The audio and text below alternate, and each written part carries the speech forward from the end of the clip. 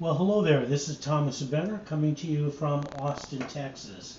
So today, one of my friends asked me, how do I make a star where every other of the points are long and every other of the points are shorter? I drew an example here. This is the sort of star you might see on a compass. So there's no simple built-in way in Illustrator to generate such a shape, but I'm going to show you 3 different techniques that I came up with today that will let you make this shape.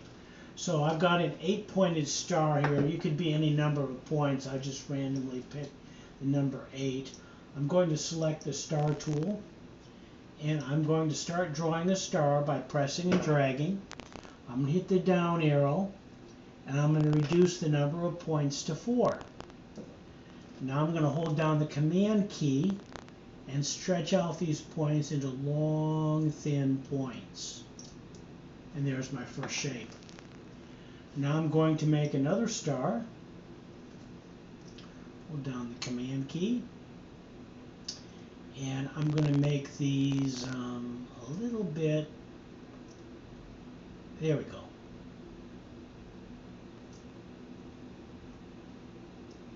Shorter. Maybe something like that.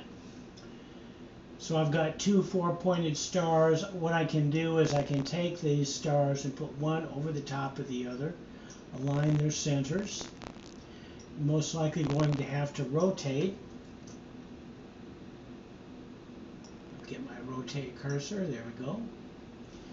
And I'm going to use my up and down arrow keys to nudge this into position.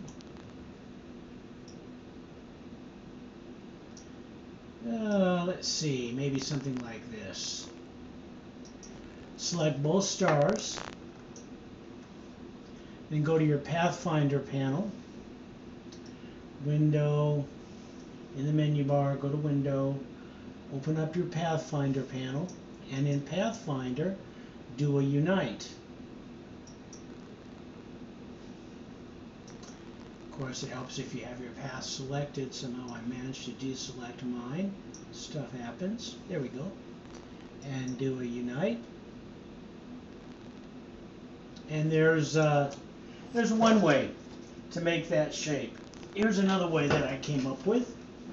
I'm going to go to my star tool, and I'm going to draw out. There's a 4-pointed star. Hit the up arrow 5, 6, 7, 8 points.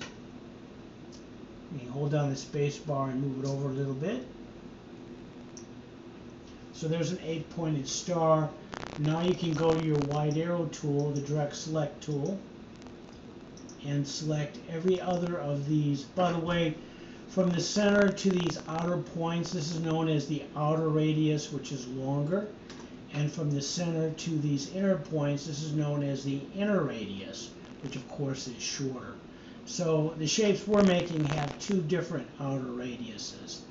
So I selected one of the points with the wide arrow tool, and I'm simply going to drag it in and make it shorter. And adjust to taste.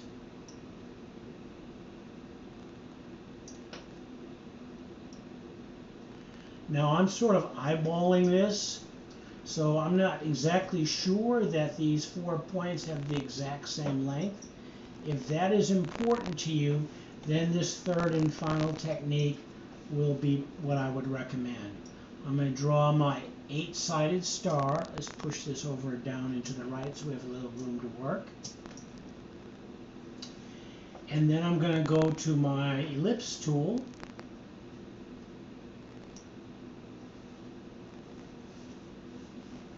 And I'm going to start in the center of my star.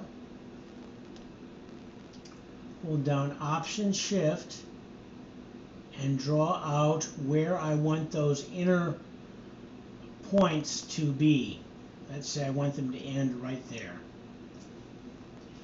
Then I'm going to go to my View menu, come down to Guides, and make a guide. So now that circle has become a guide. So now when I use my wide arrow tool,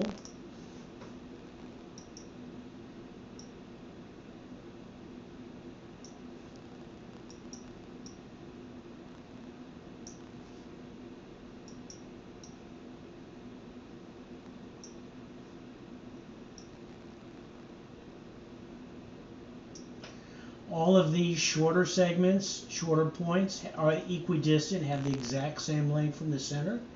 And all of these outer points are also equidistant. They have the exact same length from the center. So there you go, 3 different techniques for making splatter stars or compass stars, whatever you want to call them. The last thing I want to do is I want to acknowledge Von Glitschka out in Oregon, who is probably, in my mind, one of the greatest living Adobe Illustrator artists in the world. And that is no exaggeration. He's definitely in my top 5. And he was so kind today as to discuss this issue with me and help me work out these 3 techniques. So there you go. That's how you make your stars go to town. There's a multitude of possibilities with these.